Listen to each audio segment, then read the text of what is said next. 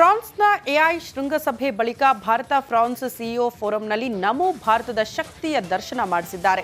Bharat France ನಡುವಿನ ಬಾಂಧವ್ಯ ಮತ್ತು ಭಾರತದ ಭವಿಷ್ಯವನ್ನ ಸಿಇಒ ಫೋರಂನಲ್ಲಿ ನಮೋ ಬಣ್ಣಿಸಿದ್ದಾರೆ.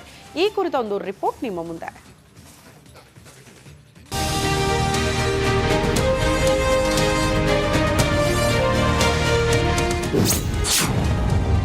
ಎಐ ಕ್ರಾಂತಿಗೆ ಭಾರತ ಫ್ರಾನ್ಸ್ ಮುನ್ನುಡಿ.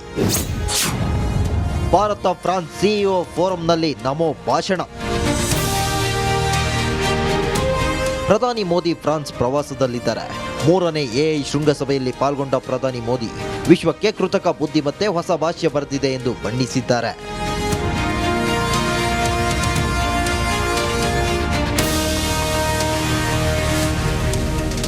ಎಐ ಶೃಂಗಸಭೆ ಬಳಿಕ 14ನೇ ಭಾರತ ಫ್ರಾನ್ಸ್ ಸಿಇಒ ಫೋರಂನಲ್ಲಿ ಮಾತನಾಡಿದ ನಮೋ, ಇದು ಭಾರತ ಮತ್ತು ಫ್ರಾನ್ಸ್ನ ಅತ್ಯುತ್ತಮ ವ್ಯಾಪಾರ ಮನಸ್ಸುಗಳ ಸಂಗಮವಾಗಿದೆ. ನಾವೆಲ್ಲರೂ ಹೊಸತನ, ಸಹಯೋಗ ಮತ್ತು ಏಕೀಕರಣ ಎಂಬ ಮಂತ್ರದೊಂದಿಗೆ ಕೆಲಸ ಮಾಡಬೇಕು ಎಂದರು. मैं देख रहा हूं कि आप सब इनोवेट,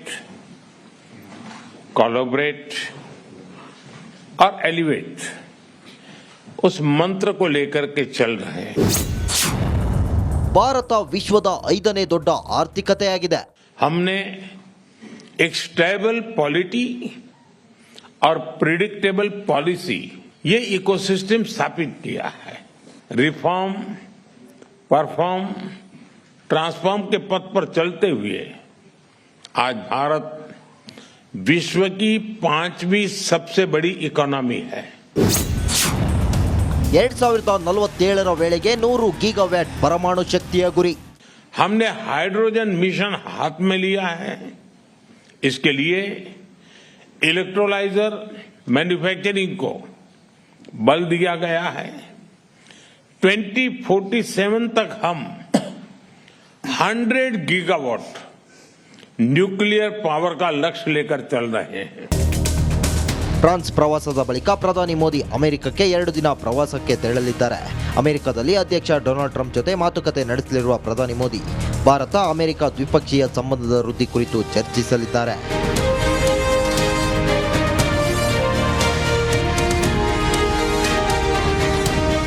ಡೊನಾಲ್ಡ್ ಟ್ರಂಪ್ 2ನೇ ಬಾರಿಗೆ ಅಧಿಕಾರ ಸ್ವೀಕರಿಸಿದ ಬಳಿಕ ಇದು ಪ್ರಧಾನಿ ಮೋದಿಯ ಮೊದಲ ಭೇಟಿಯಾಗಿದೆ.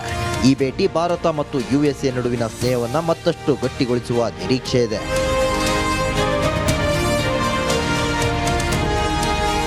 Bureau report, republic Kannada.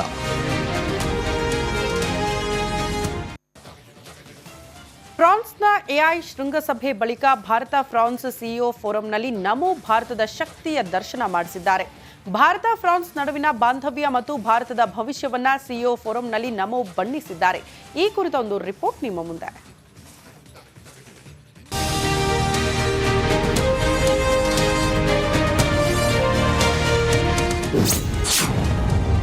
AI ಕ್ರಾಂತಿಗೆ ಭಾರತ ಫ್ರಾನ್ಸ್ ಮುನ್ನುಡಿ. ಭಾರತ ಫ್ರಾನ್ಸ್ ಸಿಇಒ ಫೋರಂನಲ್ಲಿ ನಮೋ ಭಾಷಣ.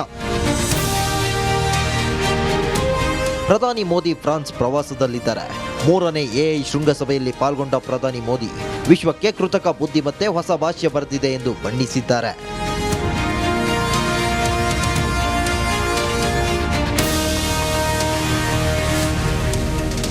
ಎಐ ಶೃಂಗಸಭೆ ಬಳಿಕ 14ನೇ ಭಾರತ ಫ್ರಾನ್ಸ್ ಸಿಇಒ ಫೋರಂನಲ್ಲಿ ಮಾತನಾಡಿದ ನಮೋ, ಇದು ಭಾರತ ಮತ್ತು ಫ್ರಾನ್ಸ್ನ ಅತ್ಯುತ್ತಮ ವ್ಯಾಪಾರ ಮನಸ್ಸುಗಳ ಸಂಗಮವಾಗಿದೆ. ನಾವೆಲ್ಲರೂ ಹೊಸತನ, ಸಹಯೋಗ ಮತ್ತು ಏಕೀಕರಣ ಎಂಬ ಮಂತ್ರದೊಂದಿಗೆ ಕೆಲಸ ಮಾಡಬೇಕು ಎಂದರು. मैं देख रहा हूं कि आप सब इनोवेट, कोलैबोरेट और एलिवेट उस मंत्र को लेकर के चल रहे हैं. ಭಾರತ ವಿಶ್ವದ 5ನೇ ದೊಡ್ಡ ಆರ್ಥಿಕತೆಯಾಗಿದೆ. हमने एक स्टेबल पॉलिटी और प्रिडिक्टेबल पॉलिसी ये इकोसिस्टम स्थापित किया है. रिफॉर्म, परफॉर्म, ट्रांसफॉर्म के पथ पर चलते हुए आज भारत विश्व की 5वीं सबसे बड़ी इकोनॉमी है. 2047 ವೇಳೆಗೆ 100 ಗೀಗಾವ್ಯಾಟ್ ಪರಮಾಣು ಶಕ್ತಿಯ ಗುರಿ. हमने हाइड्रोजन मिशन हाथ में लिया है.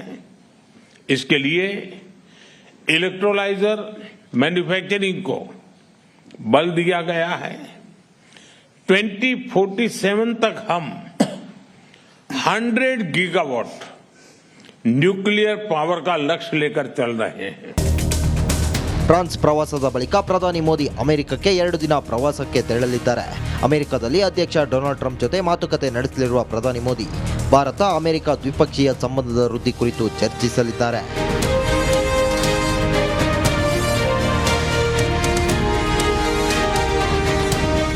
ಡೊನಾಲ್ಡ್ ಟ್ರಂಪ್ 2ನೇ ಬಾರಿಗೆ ಅಧಿಕಾರ ಸ್ವೀಕರಿಸಿದ ಬಳಿಕ ಇದು ಪ್ರಧಾನಿ ಮೋದಿಯ ಮೊದಲ ಭೇಟಿಯಾಗಿದೆ.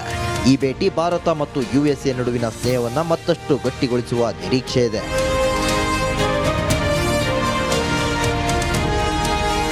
Bureau report, republic Kannada.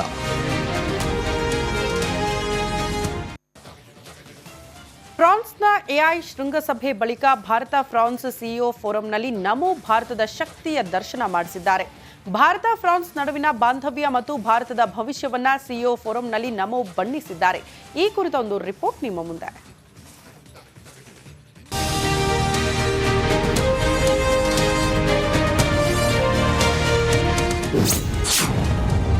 AI ಕ್ರಾಂತಿಗೆ ಭಾರತ ಫ್ರಾನ್ಸ್ ಮುನ್ನುಡಿ. ಭಾರತ ಫ್ರಾನ್ಸ್ ಸಿಇಒ ಫೋರಂನಲ್ಲಿ ನಮೋ ಭಾಷಣ. ಪ್ರಧಾನಿ ಮೋದಿ ಫ್ರಾನ್ಸ್ ಪ್ರವಾಸದಲ್ಲಿದ್ದಾರೆ. 3ನೇ ಎಐ ಶೃಂಗಸಭೆಯಲ್ಲಿ ಪಾಲ್ಗೊಂಡ ಪ್ರಧಾನಿ ಮೋದಿ ವಿಶ್ವಕ್ಕೆ ಕೃತಕ ಬುದ್ಧಿಮತ್ತೆ ಹೊಸ ಭಾಷ್ಯ ಬರೆದಿದೆ ಎಂದು ಬಣ್ಣಿಸಿದ್ದಾರೆ.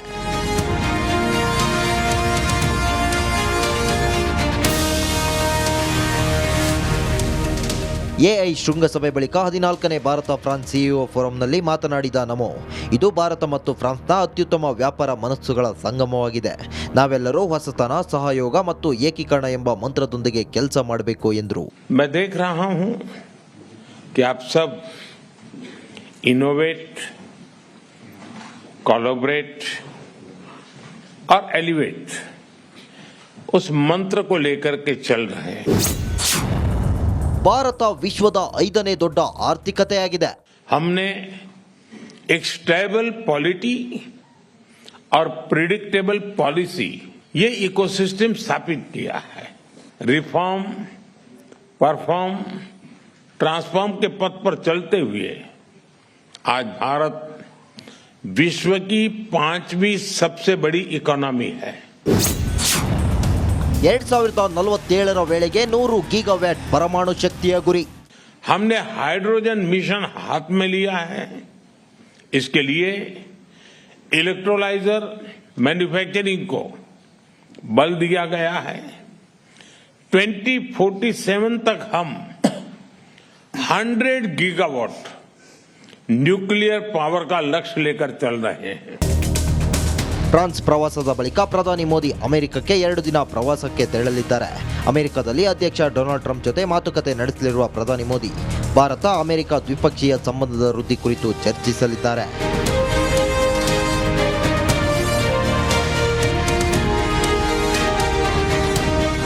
ಡೊನಾಲ್ಡ್ ಟ್ರಂಪ್ 2ನೇ ಬಾರಿಗೆ ಅಧಿಕಾರ ಸ್ವೀಕರಿಸಿದ ಬಳಿಕ ಇದು ಪ್ರಧಾನಿ ಮೋದಿಯ ಮೊದಲ ಭೇಟಿಯಾಗಿದೆ. ಈ ಭೇಟಿ ಭಾರತ ಮತ್ತು ಯುಎಸ್ಎ ನಡುವಿನ ಸ್ನೇಹವನ್ನು ಮತ್ತಷ್ಟು ಗಟ್ಟಿಗೊಳಿಸುವ ನಿರೀಕ್ಷೆ ಇದೆ.